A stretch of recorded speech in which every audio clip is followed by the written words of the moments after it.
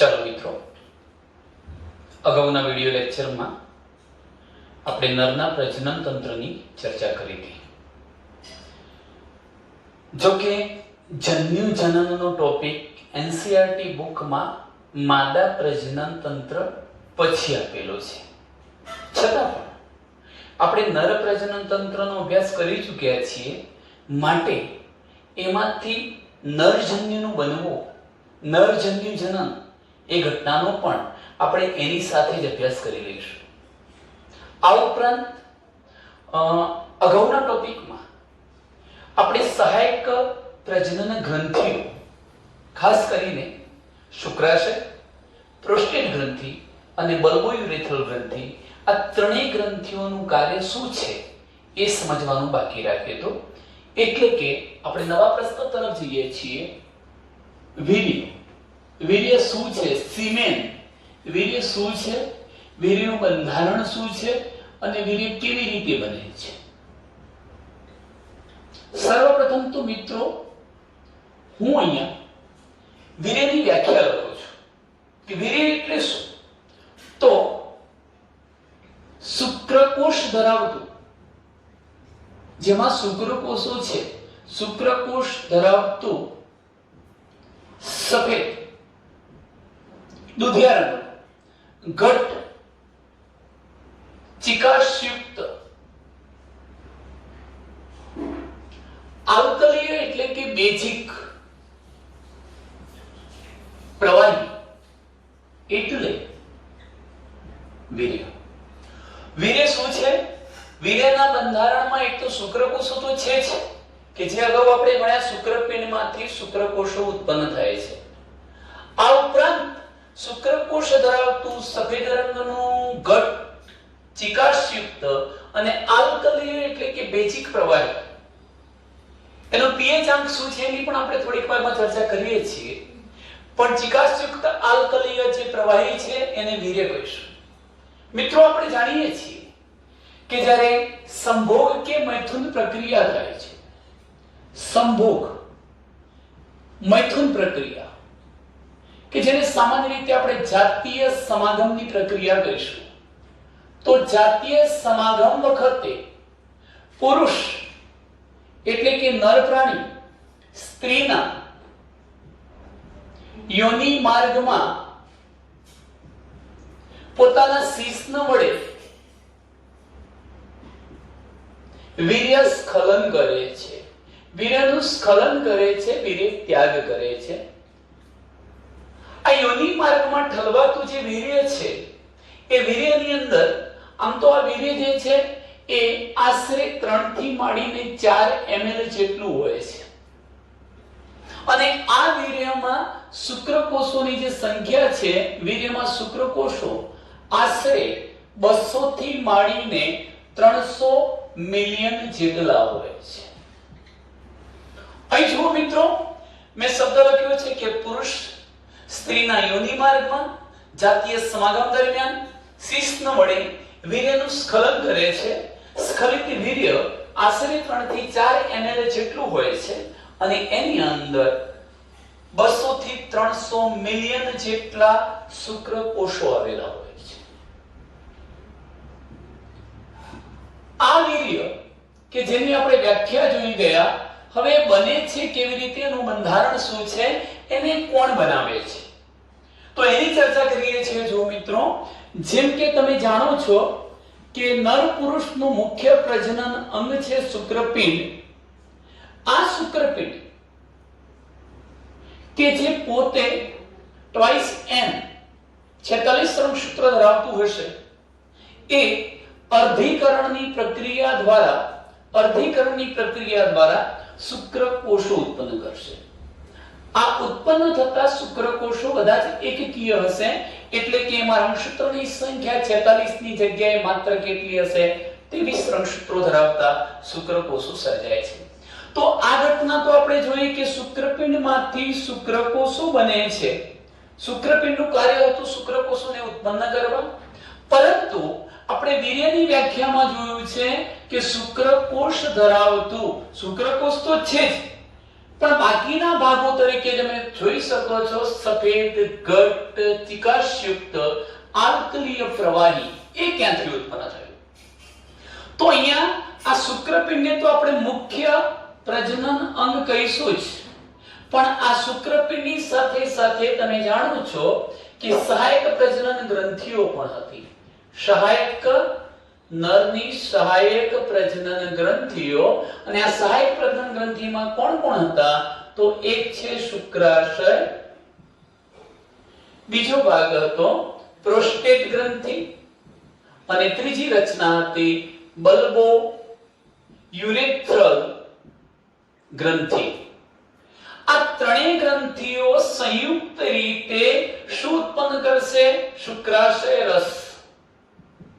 શુક્રાશય રસ કહીશું, જે કેવું હશે? સામાન્ય રીતે સફેદ ઘટ ચિકાસયુક્ત પોષક પદાર્થો ધરાવતો આલ્કલીય બેઝિક હશે, અને એવી રચનાને આપણે શું કહીશું? વીર્ય. તો એનો મતલબ એવો થાય છે કે શુક્રપિંડમાંથી ઉત્પન્ન થતા શુક્રકોષો ઉપરાંત નરમાં આવેલી સહાયક પ્રજનન ગ્રંથિઓ જેવી કે શુક્રાશય, પ્રોસ્ટેટ ગ્રંથિ અને બલ્બોયુરેથ્રલ ગ્રંથિનો સ્ત્રાવ ભેગો મળીને સંયુક્ત રીતે શું બનાવે છે? વીર્ય બનાવે છે. હવે આપણે આ વીર્યમાં શુક્રાશયનો શું ફાળો છે, પ્રોસ્ટેટ ગ્રંથિનો શું ફાળો છે, અને બલ્બોયુરેથ્રલ ગ્રંથિનો શું ફાળો છે મિત્રો, એ જોઈએ છીએ. તો અહીં ધ્યાન રાખો કે વીર્યના બંધારણમાં કોણ કોણ હતા? શુક્રકોષો ઉપરાંત શુક્રાશય રસ. એનો મતલબ એ થયો કે હું અહીંયા શુક્રાશય નામે ઓળખાતી એક સહાયક પ્રજનન ગ્રંથિ લખું છું, બીજી બાજુ પ્રોસ્ટેટ ગ્રંથિ લખું છું, અને ત્રીજી આપણે બલ્બો યુરેથ્રલ ગ્રંથિ લખીએ છીએ. દરેકનું શું કાર્ય છે? સર્વપ્રથમ તો આ જે શુક્રાશય છે, શુક્રાશય એનું સ્થાન ક્યાં છે મિત્રો? તો આપણે નર પ્રજનન તંત્રના વક્ષ દેખાવની આકૃતિ જોઈ રહ્યા છીએ કે જેમાં મૂત્રાશય હતું. એ મૂત્રાશયમાં સેજ નીચેનો ભાગ, મૂત્રાશયની નીચેનો નહીં, મૂત્રાશયમાં નીચેનો ભાગ, જેને આપણે મૂત્રાશયનો પાયો કહીશું, એ પાયાના સ્થાને કોણ આવેલું છે? તો શબ્દ લખીશું કે મૂત્રાશયના પાયાના સ્થાને કોણ આવેલું છે? શુક્રાશય. તમે પ્રોસ્ટેટ ગ્રંથિ વિશે પણ જાણો છો કે પ્રોસ્ટેટ ગ્રંથિ ક્યાં આવેલી છે? તો તે સમગ્ર જે મૂત્રાશય હતું એની નીચે હતી. એટલે કે મૂત્રાશયના પાયાના ભાગે, મૂત્રાશયના પશ્વ ભાગે, પાછળના નીચેના ભાગે કોણ આવેલું છે? પ્રોસ્ટેટ ગ્રંથિ. અને હવે જુઓ છો બલ્બોયુરેથ્રલ ગ્રંથિ એ ક્યાં છે? તો એ પણ મિત્રો તમને ખબર છે કે પ્રોસ્ટેટની નીચે હતી, અને પેલા મૂત્રજનન માર્ગની બંને પાર્શ્વ બાજુએ. તો પ્રોસ્ટેટ ગ્રંથિની નીચે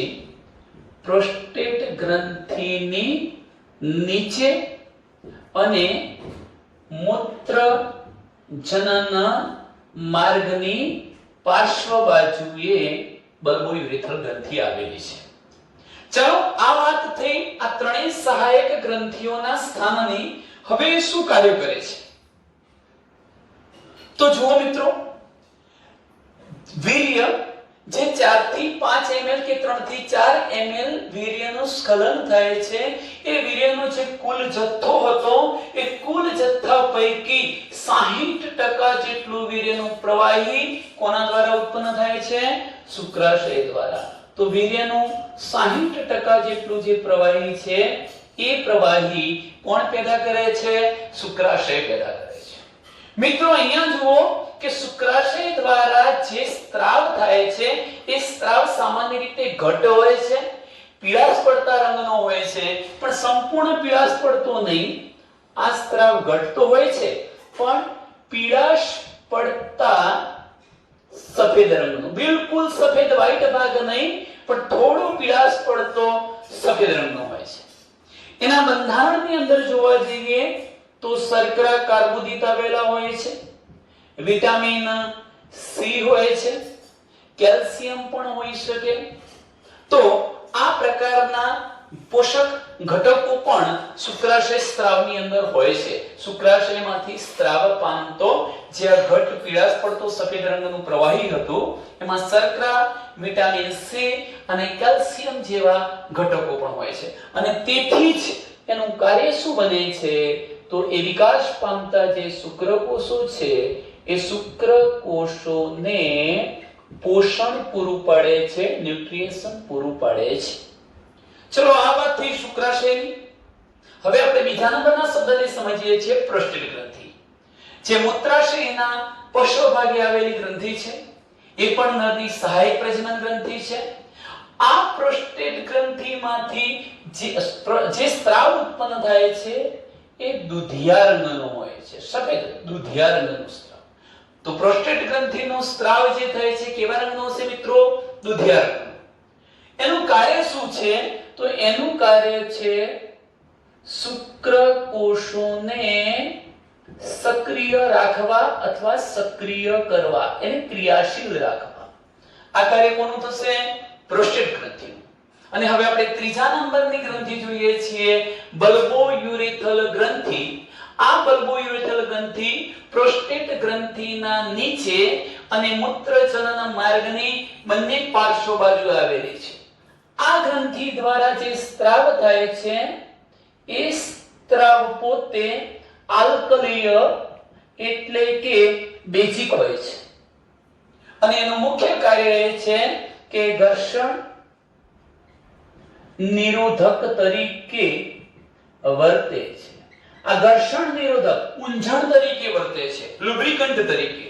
તો ઘર્ષણ નિરોધકનો મતલબ એવો થાય છે કે પુરુષ જ્યારે જાતીય સમાગમ દરમિયાન જાતીય ઉત્તેજનાની પરાકાષ્ઠાએ ક્લાઇમેટ સ્ટેજ સુધી પહોંચે છે અને જ્યારે વીર્યસ્ખલન કરે છે ત્યારે સ્ખલિત થતું વીર્ય પ્રેશર કે દબાણથી બહાર આવતું હોય છે મિત્રો. એ વખતે આ શુક્રકોષો અંદરની જે મૂત્રજનન માર્ગ હતો એની દિવાલ સાથે પણ ઘસાશે, ઘર્ષણ અનુભવશે અને શક્યતા એવી પણ છે કે ત્યારે શુક્રકોષોને નુકસાન થવાની સંભાવના રહે.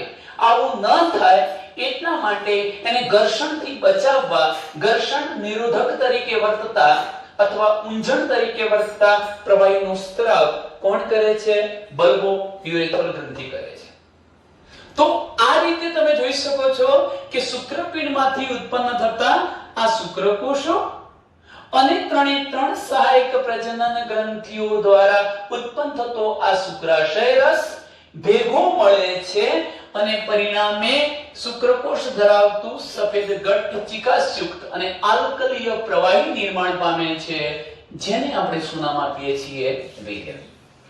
અહીંયા મિત્રો વીર્યમાં એક આપણે પોઈન્ટની ચર્ચા કરી લઈએ છીએ કે પુરુષને જે વીર્ય છે એ મેં કહ્યું એમ આલ્કલીય છે. આલ્કલીય છે એનો મતલબ કે એનો pH આંક 7 કરતા કેવો છે? વધુ છે. વીર્યનો pH આંક 7 કરતા વધુ છે. 7 કરતા વધુ એટલે કેટલો? 7.2 થી માંડીને લગભગ 7.6 જેટલો. 7.2 થી માંડીને 7.6 જેટલો pH એટલે બેઝિક માધ્યમ ધરાવે છે. આ કેમ? તો હું એની સાપેક્ષે સ્ત્રીના યોનિ માર્ગની વાત કરું તો સ્ત્રીનો યોનિ માર્ગ છે એ થોડો એસિડિક હોય છે. એસિડિક એનો મતલબ કે એનો pH આંક 7 કરતા ઓછો છે એટલે કે એનો pH આંક 3.5 થી માંડીને લગભગ 4.0 pH આંક જેટલો હોય છે. હવે સામાન્ય કિસ્સામાં શું થાય કે જ્યારે આ વીર્ય સ્ત્રીના યોનિ માર્ગમાં સ્ખલિત થાય છે ત્યારે શુક્રકોષો એસિડિક માધ્યમમાં નાશ પામી જવા જોઈએ. પણ એવું થતું નથી. કેમ? કારણ કે વીર્ય પોતે બેઝિક હોય છે. આ બેઝિકતાને કારણે એ કંઈક અંશે યોનિ માર્ગમાં જે એસિડિક માધ્યમ હતું એને બેઝિક અથવા તો બેઝિક ન કહી શકાય પણ થોડીક એની એસિડિકતાને ઘટાડવાનો પ્રયત્ન કરશે એટલે તટસ્થીકરણ તરફ દોરી જાય છે જેથી શુક્રકોષોને નુકસાન થતું અટકે છે મિત્રો. તો ટૂંકમાં અહીંયા આપણે વાત કરી છે વીર્યની. હું તમને એક બીજો પોઈન્ટ પણ જોડે જોડે કહી દઉં છું મિત્રો કે આ જે વીર્યમાં શુક્રકોષો હતા. એ શુક્રકોષોની સંખ્યા પણ આપણે અહીંયા લખી કે આશરે 200 થી માંડીને 300 મિલિયન જેટલા શુક્રકોષો છે. હવે આ 200 થી 300 મિલિયન જેટલા શુક્રકોષો જેને આપણે 100% વારીમાં લઈએ તો ઉત્પન્ન થતા જે શુક્રકોષો હતા એમાંથી આશરે 60% જેટલા શુક્રકોષો, એમાંના કેટલા? આશરે 60% જેટલા શુક્રકોષો એમનો સામાન્ય આકાર અને કદ ધરાવતા હોવા જોઈએ. સામાન્ય કદ અને આકારવાળા હોવા જોઈએ જો એને ફલન ક્ષમતા જાળવી રાખવી છે તો. બધા ન પણ હોઈ શકે કારણ કે કેટલાક પરિપક્વતા તરફ જઈ રહ્યા હશે, પરિપક્વ થયા હશે, કેટલાક ના થયા હોય, કેટલાક પોતાનું ચોક્કસ કદ આકાર ધારણ નહીં કર્યો હોય. પણ એમાંથી જે કઈ વીર્ય હતું એમાં 60% જેટલા શુક્રકોષો જો એનું સામાન્ય કદ અને આકાર ધારણ કરી લે છે તો ફલનની જે પ્રબળતા છે, ફલન કરવા માટેની એમની જે કેપેસિટી ક્ષમતા છે એ વધી જાય છે. એમાંથી પણ તમને કહું કે 40% શુક્રકોષો શક્તિશાળી હલનચલન કરી શકે તેવા હોવા જોઈએ. 40% શુક્રકોષો સામાન્ય રીતે શક્તિશાળી હલનચલન કરી શકે, શક્તિશાળી, મજબૂત, વધુ પડતું હલનચલન કરી શકે તેવા હોવા જોઈએ. કેમ? તો આપણે એ પણ જાણીએ છીએ કે સ્ત્રીના યોનિ માર્ગમાં મુક્ત થયેલા વીર્યમાં રહેલા શુક્રકોષો યોનિ માર્ગમાંથી ગર્ભાશયમાં, ગર્ભાશયમાંથી ફેલોપિયન ટ્યુબ અંડવાહિનીમાં જાય છે અને અંડવાહિનીનો જે શરૂઆતનો ભાગ હોય છે અંડવાહિની નિવાપની નજીકનો ત્યાં સુધી પહોંચે છે. મિત્રો એને ત્યાં સુધી પહોંચવું કેમ પડે છે? કારણ કે અંડપિંડમાંથી મુક્ત થયેલા અંડકોષો સર્વપ્રથમ અંડવાહિની નિવાપમાં થઈને અંડવાહિનીના શરૂઆતના ભાગે પહોંચે છે. એટલે ફલનની પ્રક્રિયા અંડવાહિનીના શરૂઆતના ભાગમાં થાય છે. આ ફલન કરવા માટે શુક્રકોષોને શક્તિશાળી હલનચલન કે ગતિ કરીને ત્યાં પહોંચવું જરૂરી હોય છે. માટે અહીંયા એવું લખ્યું છે કે 40% શુક્રકોષો એવા પણ હોવા જોઈએ જે શક્તિશાળી હલનચલન કરીને ફલન અર્થે ફેલોપિયન ટ્યુબની શરૂઆતના ભાગે પહોંચી શકે. તો આ મુદ્દો એ વીર્ય એટલે શું, વીર્યનું બંધારણ, વીર્ય કેવી રીતે બને છે મિત્રો એના વિશે ચર્ચા કરી.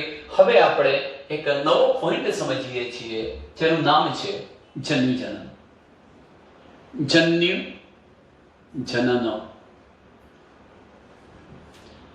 શબ્દ જુઓ, જન્યુ એટલે પ્રજનન કોષ, પ્રજનન કોષ, અને જનન એટલે નિર્માણ પામવું. પ્રજનન કોષોનું નિર્માણ થવાની ઘટનાને જન્યુજનન કહે છે. તો આપણે જાણીએ છીએ કે પ્રજનન કોષો કેટલા પ્રકારના હોય છે? 2 પ્રકારના. માદા પ્રજનન કોષ તરીકે અંડકોષ અને નર પ્રજનન કોષ તરીકે શુક્રકોષ. તો અહીંયા નર પ્રજનન કોષ પણ બનાવવો છે અને સાથે સાથે માદા પ્રજનન કોષનું પણ નિર્માણ કરવું છે. ટૂંકમાં માદા જન્યુ પણ બનવાનો છે એટલે માદા જન્યુ જનન, અને બીજું નર જન્યુ એટલે નર પ્રજનન કોષ શુક્રકોષ બનવાનું છે માટે નર જન્યુ જનન. આમ જન્યુ જનન 2 પ્રકારનું છે, માદા જન્યુ જનન અને બીજું કયું છે નર જન્યુ જનન. હવે નર જન્યુ જનન એટલે નર જન્યુ બનવું અને માદા જન્યુ જનન એટલે માદા જન્યુ બનવું. આ ઘટનાને આપણે માદા પ્રજનન તંત્રનો અભ્યાસ કર્યા પછી જોઈશું મિત્રો કે માદા જન્યુ કેવી રીતે બને છે. પણ આજે જે ટોપિકની આપણે ચર્ચા કરવા જઈ રહ્યા છીએ તે છે નર જન્યુ જનન, નર જનન કોષનું બનવું, શુક્રકોષનું નિર્માણ થવું. આપણે જાણીએ છીએ કે આપણું મુખ્ય મહત્વનું પ્રજનન અંગ કોણ છે? શુક્રપિંડ છે. શુક્રપિંડ પ્રજનન અંગ તો છે મિત્રો, પરંતુ એના જે કોષો છે ટ્વાઇસ n છે એટલે કે 46 રંગસૂત્રો ધરાવતા, એટલે ખરેખર આ દૈહિક રચના થઈ. શુક્રપિંડ ટ્વાઇસ n 46 રંગસૂત્રો ધરાવતી રચના છે. તમે એ પણ જાણો છો કે આપણે આકૃતિ દોરી હતી કે શુક્રપિંડની અંદર આ જુદી જુદી શુક્રોત્પાદક નલિકાઓ આવેલી છે. શું હોય છે શુક્રોત્પાદક નલિકા? આ શુક્રોત્પાદક નલિકામાંથી જ આપણે કોનું નિર્માણ સમજવાનું છે? શુક્રકોષોનું નિર્માણ સમજવું છે. ટૂંકમાં શુક્રોત્પાદક નલિકા પણ ભાગ તો કોનો છે? શુક્રપિંડનો. માટે કહી શકાય કે શુક્રપિંડમાંથી શુક્રકોષો બને છે. પરંતુ શુક્રકોષો એકકીય અડધી રંગસૂત્ર સંખ્યા વાળા એટલે 23 રંગસૂત્ર વાળા હોય છે. એનો મતલબ એ થયો કે જ્યારે નર જન્યુજનન થાય છે, શુક્રકોષોનું નિર્માણ થાય છે સામાન્ય શુક્રપિંડમાંથી, ત્યારે અહીંયા અર્ધીકરણ પ્રકારનું કોષ વિભાજન થતું હશે. અર્ધીકરણ પ્રકારનું કોષ વિભાજન થાય છે અને આ અર્ધીકરણ પ્રકારનું કોષ વિભાજન થવાથી એકકીય એવા શુક્રકોષો બની જાય છે. આમ શુક્રપિંડમાંથી શુક્રકોષના નિર્માણ થવાની ક્રિયાને આપણે નર જન્યુજનન કહીએ છીએ. શુક્રપિંડમાંથી શુક્રકોષ બનવાની ઘટના આમ તો સળંગ પ્રક્રિયા છે, એક ધારી થતી પ્રક્રિયા છે. સળંગ, ખંડિત પ્રક્રિયા નથી, ટુકડાઓમાં નથી થતી. છતાં પણ આપણે આપણા અભ્યાસની સરળતા ખાતર એને કેટલાક તબક્કાઓ કે ટુકડાઓમાં વિભાજિત કરી દઈએ છીએ. આમ શુક્રકોષ જનનની ક્રિયાને આપણે મુખ્યત્વે 3 તબક્કાઓમાં વહેંચી નાખીએ છીએ. પ્રથમ તબક્કો છે મિત્રો ગુણન તબક્કો, બીજો તબક્કો છે વૃદ્ધિનો તબક્કો અને ત્રીજો તબક્કો છે પરિપક્વન તબક્કો. અહીં તમે જોઈ શકો છો કે શુક્રપિંડમાંથી શુક્રકોષો બનાવવાની ક્રિયા થવી એટલે ગુણન તબક્કો થવો, વૃદ્ધિ થવી અને પરિપક્વન તબક્કો થવો. ચાલો આપણે એ પહેલા ગુણન શું છે એને સમજવા પ્રયત્ન કરીએ, ત્યાર પછી વૃદ્ધિ શું છે અને પરિપક્વન તબક્કો શું છે. તો આપણે બધા જાણીએ છીએ, અગાઉ એક આ પ્રકારની આકૃતિ પણ દોરી હતી. અહીંયા હું સાઈડમાં બતાવું છું મિત્રો. આ એક આવી આકૃતિ આપણે દોરી ગયા છીએ જે શુક્રોત્પાદક નલિકા છે. શુક્રોત્પાદક નલિકાની આ દિવાલ છે, શુક્રોત્પાદક નલિકા. અને એની અંદર તમે એ પણ જાણો છો કે મેં આ પ્રકારે કોષો બતાવ્યા હતા, આવા કોષો બતાવ્યા હતા. અને ત્યાર પછી તમે જુઓ છો તો અહીં પણ આ પ્રકારે કોષો બતાવ્યા હતા. નામ પણ આપ્યું હતું આપણે કે આ જનનાદી છદના કોષ છે, આ પ્રાથમિક પૂર્વ શુક્રકોષ છે, દ્વિતીય પૂર્વ શુક્રકોષ છે, આ પ્રશુક્રકોષ છે અને પછી એ શીર્ષ, મધ્ય ભાગ અને પૂંછડી ધરાવતો શુક્રકોષ બની જાય છે. આપણે આ પ્રકારની રચના મિત્રો આગળ ભણી ચૂક્યા છીએ. ફરી અહીંયા પણ દોરી દઈએ. આ રીતના રચના દોરીશું અને આ થઈ ગયો પરિપક્વ શુક્રકોષ. હવે જુઓ,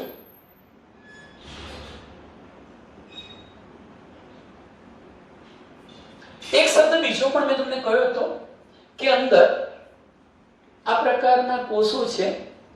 શું નામ આપ્યું હતું આપણે એને? સર્ટોલી કોષો. કયા કોષો કીધા હતા? સર્ટોલી કોષો. હવે જુઓ, શુક્રપિંડમાંથી શુક્રકોષોનું નિર્માણ એટલે શુક્રકોષ જનન અથવા નરજન્યુ જનનની ઘટના. શુક્રકોષ જનનને સમજવું છે તો આ 3 તબક્કાને સમજવા પડે. શુક્રપિંડમાંથી શુક્રકોષો ઉત્પન્ન થાય, પણ શુક્રપિંડની અંદર રચનાઓ કઈ હતી? શુક્રોત્પાદક નલિકા. એટલે શુક્રોત્પાદક નલિકામાંથી આ શુક્રકોષો ઉત્પન્ન થાય છે. એનો અર્થ એ થયો. હવે જુઓ તો સર્વપ્રથમ કેવી રીતે આ શુક્રોત્પાદક નલિકા આ શુક્રકોષોનું નિર્માણ કરે છે એ ઘટનાને સમજીએ. તો એના માટે જુઓ, આપણે ગઈકાલે અહીંયા એક શબ્દ લખ્યો હતો. અહીંના જે કોષો હતા એને આપણે જનન અધિચ્છદના કોષો કહ્યું હતું. એના માટે બીજો શબ્દ છે અવિભેદિત જનન કોષો અને ત્રીજો શબ્દ આપણે એના માટે આદિ શુક્રકોષ પણ મિત્રો લખી શકીએ. કયા કયા શબ્દો લખ્યા હતા? આને કહીશું જનન અધિચ્છદનો કોષ, એક શબ્દ. બીજા નંબરનો શબ્દ મેં તમને કહી દીધો કે તમે આદિ શુક્રકોષ પણ કહેશો કે જેમાંથી શુક્રકોષનું નિર્માણ પામવાનું છે એવો કોષ, આદિ શુક્રકોષ. અને ત્રીજો શબ્દ મેં તમને કહ્યો કે અવિભેદિત જનન કોષ. શું શબ્દ કહીશું? અવિભેદિત જનન કોષ કહીશું. ચાલો, આની પ્લોઈડી શું હશે? એની રંગસૂત્રતા શું હશે? તો આ જનન અધિચ્છદના જે કોષો હતા એ બધા જ ટ્વાઇસ n હોય છે, માટે એમાંથી જ અર્ધીકરણની ક્રિયા દ્વારા આ શુક્રકોષનું નિર્માણ થવાનું છે. હવે કેવી રીતે થાય છે જોઈએ, પછી ક્રમશઃ આપણે નામ નિર્દેશન કરતા રહીશું. આને મારે કયો શબ્દ કહેવો છે? પ્રાથમિક પૂર્વ શુક્રકોષ. અને આ જે છે એ કોષને દ્વિતીય પૂર્વ શુક્રકોષ કહીશું. આ શબ્દ છે પ્રશુક્રકોષ. અને આ જે છે એ પરિપક્વ શુક્રકોષ. આમાંથી પ્લોઇડી શું થાય? આ કેવો છે? દ્વિકીય છે. ચલો આની પ્લોઇડી કેવી હોઈ શકે એને સમજવા માટે આપણે આ ત્રણ તબક્કાઓને સમજીએ છીએ. મિત્રો, હું સર્વપ્રથમ આ કોષ લઉં છું. આ સર્વપ્રથમ જે કોષ લીધો છે 2n છે, શુક્રોત્પાદક નલિકાની દિવાલમાં આવેલો આ કોષ, જેને નામ આપીએ છીએ જનન અધિચ્છદનો કોષ. જનન અધિચ્છદ કોષ. અને જો એમ નથી કહેવું તો આ જ આદિ પ્રકારનો શુક્રકોષ છે. એક જ કોષ છે, એક વચનમાં આદિ શુક્રકોષ કહી દીધું મેં. સર્વપ્રથમ ગુણન તબક્કો શરૂ થાય છે અને ગુણન તબક્કો શરૂ થાય એટલે આ આદિ શુક્રકોષ કે જનન અધિચ્છદનો કોષ હતો એ વારંવાર વિભાજન કરશે. અને એ પણ વિભાજન કેવું? તો સમ વિભાજન કરશે, સમસૂત્રી વિભાજન. અને પરિણામે નિર્માણ પામતા બધા જ કોષોની રંગસૂત્રતા દ્વિકીય થશે. આ બધા જ કોષો ટ્વાઇસ n બને છે. ફરી વિભાજન થયું, સમવિભાજન થયું, આમ આ ઘટના આગળ ચાલે ગઈ અને પરિણામ સ્વરૂપે ઘણા બધા દ્વિકીય કોષો સર્જાયા છે. આ બધા જ કોષોને પણ આપણે શું કહી શકીએ? આદિ શુક્રકોષો કહીશું. શું કહીશું? આને પણ આદિ શુક્રકોષો સર્જાયા. કયા તબક્કાને અંતે? ગુણન તબક્કાને અંતે સતત સમવિભાજન કે સમસૂત્રી વિભાજન થવાથી અહીંયા જે કોષો સર્જાયા એને પણ આપણે આદિ શુક્રકોષો કહીશું. આદિ શુક્રકોષો. આ ગુણન તબક્કો પૂરો થયો. ગુણન થવું એટલે પોતાની સંખ્યામાં વધારો થવો. હવે જોજો કે નિર્માણ પામેલા જે આદિ શુક્રકોષો હતા એ શુક્રકોષો આગળની ઘટના માટે હવે તૈયાર થાય છે. પોષક પદાર્થોને એકત્રિત કરે છે, કદમાં થોડા મોટા બને છે. તો શું કહેવાય મિત્રો? એમની શું થઈ? વૃદ્ધિ થઈ. હું ધારું કે એમાંથી કોઈ પણ કોષ આ રીતે બતાવું છું કે આ જે કોષ છે એ મોટું બન્યું કદમાં, ક્રોમેટિન સભર રહે તો તમે જાણો છો રંગસૂત્ર દ્રવ્ય વગેરે હશે. આ જે મોટો કોષ બન્યો પોષક દ્રવ્ય પણ બધું હશે. એ કોષ પણ ટ્વાઇસ n જ છે. અને જ્યારે વૃદ્ધિ પામે છે ત્યારે કોષને આપણે નામ આપીએ છીએ પ્રાથમિક પૂર્વ શુક્રકોષ. તો આમ તમે જોઈ શકો છો કે અહીંયા બનનારો પ્રાથમિક પૂર્વ શુક્રકોષ છે એની પ્લોઇડી પણ શું છે? 2n. રંગસૂત્રતા દ્વિકીય છે. ચલો, વૃદ્ધિનો તબક્કો પૂર્ણ થઈ ગયો. હવે વાત કરવી છે પરિપક્વન. પરિપક્વન એટલે જ મિત્રો અર્ધીકરણની પ્રક્રિયા. અત્યાર સુધી તો ક્યાંય અર્ધીકરણ થયું નથી. હવે ખરેખર તો શુક્રકોષોનું નિર્માણ કરવું હોય તો અર્ધીકરણ પ્રકારનું કોષ વિભાજન થવું જોઈએ. આ અર્ધીકરણ થશે એ જ તબક્કો પરિપક્વન તબક્કો કહેવાશે. તમે એ પણ જાણો છો કે અર્ધીકરણ ક્રિયા બે વાર થાય. અર્ધીકરણ વિભાજન 1 અને અર્ધીકરણ વિભાજન 2. અર્ધીકરણ વિભાજન 1 એ ખરેખર સાચા અર્થમાં અર્ધસૂત્રી વિભાજન છે, અર્ધીકરણ છે. રંગસૂત્રની સંખ્યા અડધી થવાની છે. પણ બીજા નંબરનું અર્ધીકરણ વિભાજન 2 જે છે એ સમસૂત્રી વિભાજન પ્રકારનું, સમવિભાજન પ્રકારનું છે. એટલે નિર્માણ પામતા નવા જે કોષો હશે એમાં રંગસૂત્રની સંખ્યા આ નવા કોષો જે કોષમાંથી સર્જાયા હતા એ કોષ જેટલી રહેશે. જેમ કે હું હવે બતાવું છું કે સર્વપ્રથમ તો અહીંયા લખીશું અર્ધીકરણ વિભાજન 1 થાય છે. એના પરિણામ સ્વરૂપે બે કોષોનું સર્જન થવાનું. આ બંને કોષોમાં રંગસૂત્રતા શું હશે? N એટલે એકકીય. આવા જે કોષો સર્જાયા છે એને નામ આપીશું દ્વિતીય પૂર્વ શુક્રકોષ. તો દ્વિતીય પૂર્વ શુક્રકોષ આ રહ્યા જેની રંગસૂત્રીયતા પ્રોઇડી શું હશે? એકકીય. અને આ અર્ધીકરણ વિભાજન 1 થયું. હવે આપણે અહીંયા લખીએ છીએ અર્ધીકરણ વિભાજન 2. આ તો અર્ધીકરણ થયું છે, રંગસૂત્રની સંખ્યા મૂળ કોષ કરતા અડધી 23 થઈ છે. પણ બીજું જે વિભાજન છે એ હકીકતમાં કેવા પ્રકારનું છે? સમવિભાજન પ્રકારનું. એટલે એના કારણે નિર્માણ પામતા જે કોષો છે એ કોષો 4 બન્યા અને આ ચારે 4 કોષો એકકીય પણ બનવાના. કેવા બનવાના? એકકીય. કેમ એકકીય બન્યા? તો આ નવા કોષો જે કોષમાંથી સર્જાયા છે એના જેટલી જ રંગસૂત્ર સંખ્યાને જાળવી રાખે છે. એટલે અર્ધીકરણ વિભાજન 2 સમસૂત્રી વિભાજન પ્રકારનું છે. આ રીતે નિર્માણ પામતા આ જે ચારે 4 નવા કોષો થયા એને નામ આપીશું પ્રશુક્રકોષ. પ્રશુક્રકોષોનો મતલબ મેં હજુ એને પરિપક્વ શુક્રકોષ નથી કહ્યા, ફલન પ્રક્રિયામાં ભાગ લઈ શકે એવા શુક્રકોષો નથી કહ્યા. એનો મતલબ કે આ પ્રકારે સર્જાયેલા જે શુક્રકોષો છે આ પ્રશુક્રકોષો એકકીય હતા એ ફલન કરવા માટે સક્ષમ નથી. કેમ નથી મિત્રો? એમની જોડે જો ટેલ પૂંછડી પણ નથી, એમને શીર્ષ, મધ્ય ભાગ, ગ્રીવા આવા કોઈ ભાગ નથી. હકીકતમાં પરિપક્વ શુક્રકોષની અંદર શીર્ષ હોવો જોઈએ, ગ્રીવા પ્રદેશ હોવો જોઈએ, મધ્ય ભાગ હોવો જોઈએ અને પૂંછડી હોવી જોઈએ. આ ચારે 4 ભાગો અહીંયા નથી. એટલે પ્રશુક્રકોષો છે. આ પ્રશુક્રકોષોનું નિર્માણ થયા પછી આ દરેકે દરેક શુક્રકોષ પોતાના સ્વરૂપમાં ફેરફાર પામશે. કાયા પોતાના શરીરમાં બદલાવ લાવશે અને એનું સ્વરૂપ કેવું બની જાય છે? તો સામાન્ય રીતે ધારો કે આ શીર્ષ પ્રદેશ છે, ગ્રીવા પ્રદેશ છે, આ મધ્ય ભાગ થયો અને આ પ્રકારની પૂંછડી થઈ, એવા શુક્રકોષો બની જવાના છે. ફરી આપણે દોરી દઈએ. આ પ્રકારના શુક્રકોષો બનવાના છે. તો હવે જ્યારે આ પ્રકારના શુક્રકોષો સર્જાશે ત્યારે આપણે સામાન્ય રીતે એને શું કહીએ છીએ? પરિપક્વ શુક્રકોષો બન્યા એવું કહીશું. આ પ્રકારના શુક્રકોષોને પરિપક્વ શુક્રકોષો કહીશું. શુક્રકોષ ખરેખર આ છે. આમ તમને એક બીજો શબ્દ સમજાવું મિત્રો, અહીં જરા ધ્યાન કે આટલે સુધીના તબક્કા તમે જોયા. ગુણન તબક્કો થયો, વૃદ્ધિ તબક્કો થયો અને આ પરિપક્વ તબક્કો થયો.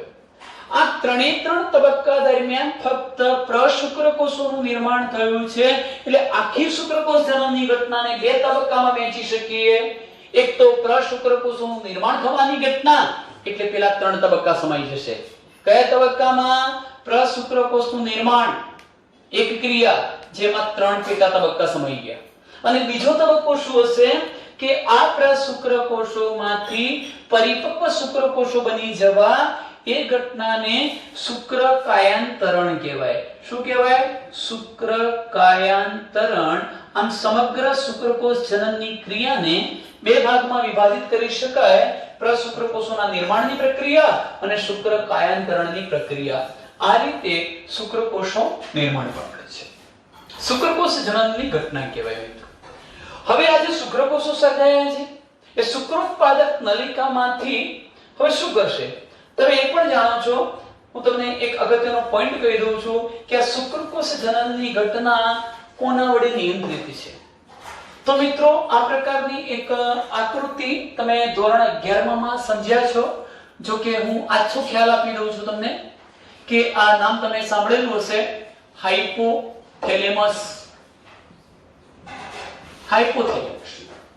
હાઇપોથેલેમસ સાથે એક ટૂંકા દંડ વડે તમે એ પણ જાણો છો કે પિટ્યુટરી ગ્રંથિ જોડાયેલી હોય છે. આ શું છે મિત્રો? પિટ્યુટરી ગ્રંથિ છે. અહીં શબ્દ લખું છું, પિટ્યુટરી ગ્રંથિ.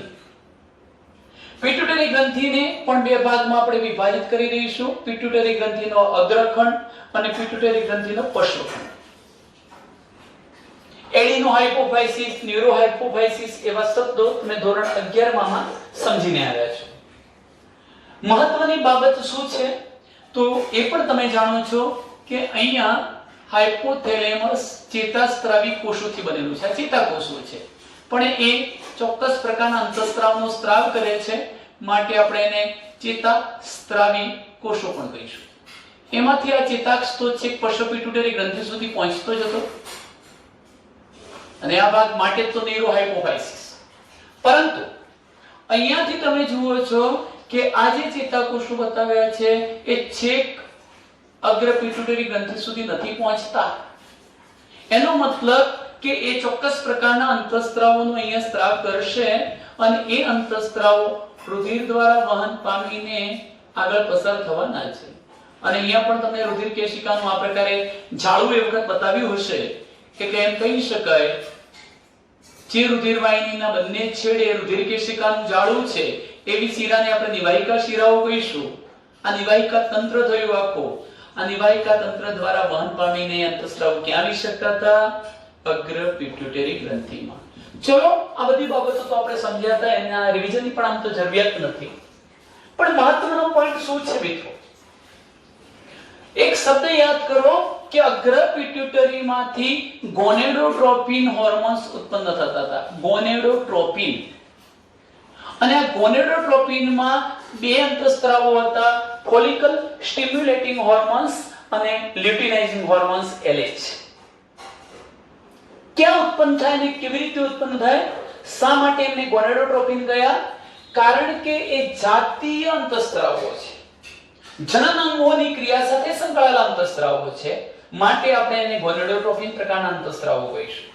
હવે અહીંયા જુઓ કે સર્વપ્રથમ આ હાઇપોથેલેમસ માંથી ગોનેડોટ્રોપિન એટલે GnRH releasing hormones to release મુક્ત કરાવવું. શું મુક્ત કરાવવું? તો હાઇપોથેલેમસ માંથી ઉત્પન્ન થતા જે અંતઃસ્ત્રાવો પિટ્યુટરી ગ્રંથિમાંથી એના સ્ત્રાવને મુક્ત કરાવે કાં તો અવરોધે. અવરોધશે તો હું IRH કહીશ, પણ મુક્ત કરાવશે તો તેને રિલીઝિંગ હોર્મોન્સ કહીશ. ટૂંકમાં હાઇપોથેલેમસ માંથી ઉત્પન્ન થતા રિલીઝિંગ હોર્મોન્સ અગ્ર પિટ્યુટરી ગ્રંથિ સુધી આવે છે અને ત્યાં આવીને અગ્ર પિટ્યુટરી ગ્રંથિને ઓર્ડર કરશે કે તું તારામાંથી ગોનેડોટ્રોપિન. અહીં તમે જોયું કે ગોનેડોટ્રોપિન રિલીઝિંગ હોર્મોન્સ હાઇપોથેલેમસ માંથી ઉત્પન્ન થયો, અગ્ર પિટ્યુટરી સુધી આવશે અને અગ્ર પિટ્યુટરીમાંથી ગોનેડોટ્રોપિનના સ્ત્રાવને ઉત્તેજે છે. પણ તમે જાણો છો કે આ ગોનેડોટ્રોપિન જે છે એમાં તો એક છે લ્યુટિનાઇઝિંગ હોર્મોન્સ અને બીજો કોણ છે? Follicle stimulating hormones. આ બંને ઉત્પન્ન થાય છે. તો હવે આપણે એ જોવું છે કે અગ્ર પિટ્યુટરીના ગોનેડોટ્રોપિન તરીકે ઉત્પન્ન થતા લ્યુટિનાઇઝિંગ હોર્મોન્સનું કાર્ય શું છે અને ત્યારબાદ ફોલિકલ સ્ટિમ્યુલેટિંગ હોર્મોન્સનું કાર્ય શું છે. ચાલો એને આ રીતે બતાવીએ છીએ મિત્રો. સર્વપ્રથમ હું અહીંયા લખી નાખું છું કે હાઇપોથેલેમસ, આ હાઇપોથેલેમસ માંથી જે હોર્મોન્સ ઉત્પન્ન થયો છે GnRH ગોનેડોટ્રોપિન રિલીઝિંગ હોર્મોન્સ, એ ક્યાં અસર કરશે? પિટ્યુટરી ગ્રંથિ પર.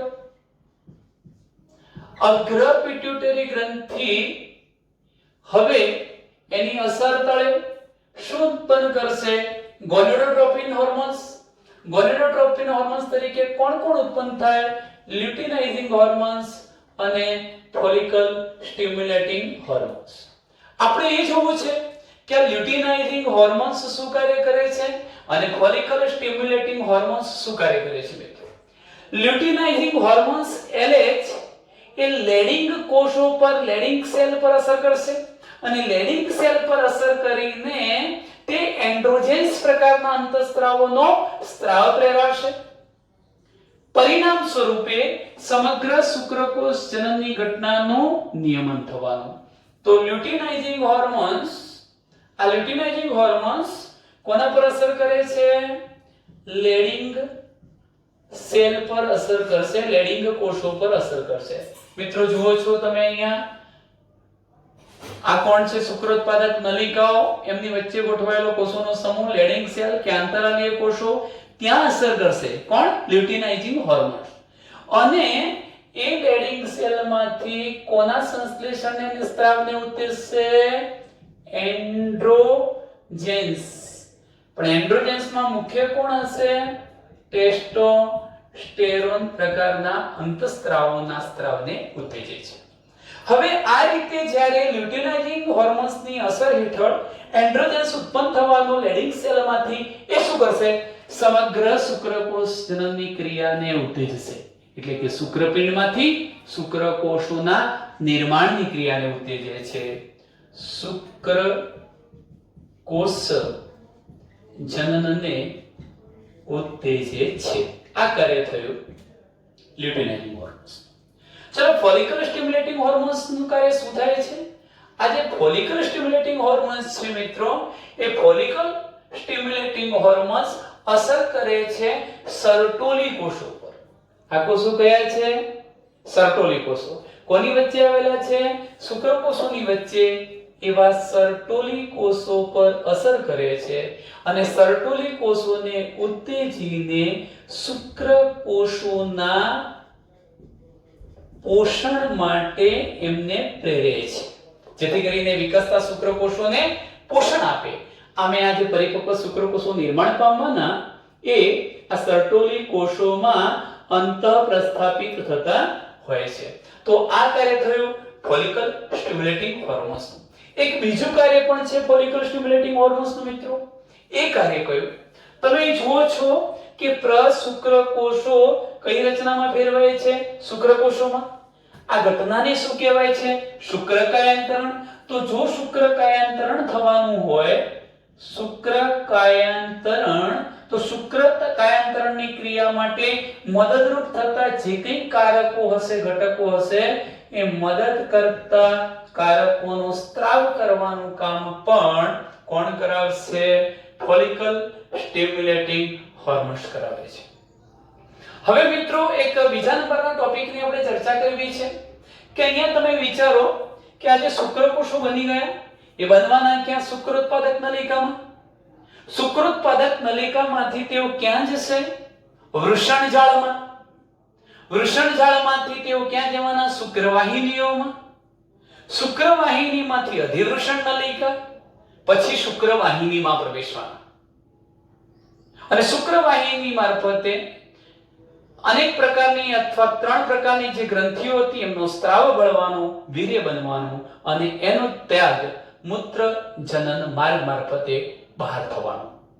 અહીંયા મિત્રો એક મહત્વનો પોઈન્ટ એ પણ છે કે શુક્રકોષોની અહીંયા પરિપક્વતા, શુક્રકોષોની ગતિશીલતા, અધિવૃષણ નલિકાનો વિકાસ, શુક્રવાહિનીનો વિકાસ, શુક્રાશય, પ્રોસ્ટેટ ગ્રંથિનો સ્ત્રાવ, આ બધી જ ક્રિયાઓ આ પ્રજનનિક ઘટનાઓ માટે જરૂરી હોય છે. ચલો મિત્રો, હવે આ કાર્ય પૂર્ણ થયું. આપણે શુક્રકોષની રચના જોવી છે. હું સામાન્ય એવી એક આકૃતિ દોરું છું. અહીંયા મેં શુક્રકોષ બતાવ્યો છે. આ પ્રકારનો શુક્રકોષ બતાવ્યો, પરિપક્વ શુક્રકોષ. પરિપક્વ શુક્રકોષની અંદર મુખ્ય ભાગો કેટલા છે એની ચર્ચા કરીશું. તો તમે જોઈ શકો છો કે આકૃતિમાં મેં કેટલાક ભાગોનું નિરૂપણ બતાવ્યું છે. એમાં આ જે ભાગ છે એને આપણે શીર્ષ કહીશું. પછી આ ભાગ છે એ ગ્રીવા થશે. આ ભાગ છે મધ્ય ભાગ અને છેવટનો આ ભાગ છે એને આપણે પૂંછડી કહીશું. આમ પરિપક્વ શુક્રકોષની અંદર મહત્વના 4 પ્રદેશો આવેલા હોય છે: શીર્ષ, ગ્રીવા, મધ્ય ભાગ અને પૂંછડી.